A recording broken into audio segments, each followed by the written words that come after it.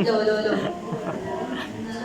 Ladies and gentlemen, kababayan and friends, I am Renan Dominiano from 12 Gasi. So, before I start, I want to dedicate this speech to someone that I admire from TVLP. You always makes me inspired to improve my writing skills, and I want to dedicate this speech to every Filipinos who experience injustices in our society because of the abuse of power. So today, I want to talk about something that's no stranger to any of us. It is called corruption. It is a problem that we all know too well, one that has persisted for far too long, but it's also a problem that we can and must confront. Corruption isn't just some bad concept. It's real, and it hits us where it hurts most. It's like money that should be paving our roads, making our schools better, and providing healthcare that ends up disappearing into thin air. It's the reason we find ourselves stuck in traffic, unable to get quality healthcare, or paying more for basic services than we should. It's like the ultimate knockout low. But guess what? We're not going to let this continue.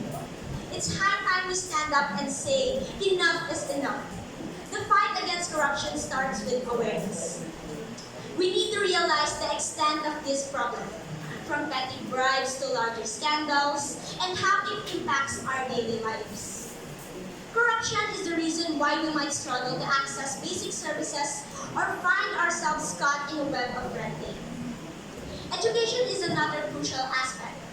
We must teach the children and youth about the values of honesty and integrity. We need to emphasize that corruption is not only against the law, but also against our shared sense of what's right and fair. By instilling these values, we can raise a generation of Filipinos who refuse to take a blind eye to corruption. Transparency and accountability are our weapons of choice. We need to demand transparency from our government, where decisions are made in the open and those in power are held accountable for their actions. We should support the institutions responsible for investigating and prosecuting corruption to ensure that justice prevails. But let's remember, it's not just the government's responsibility.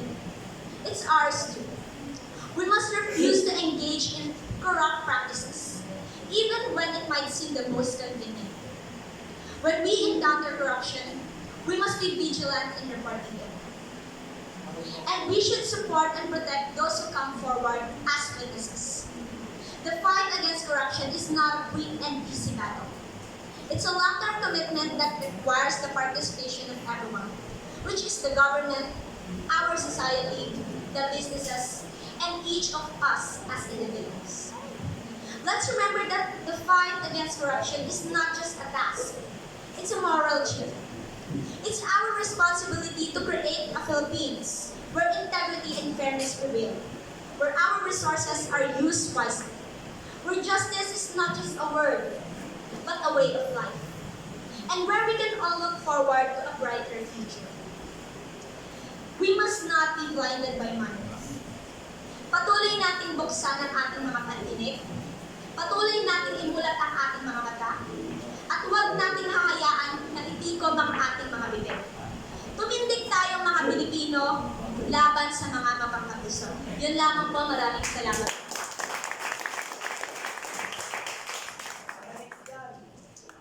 Thank you.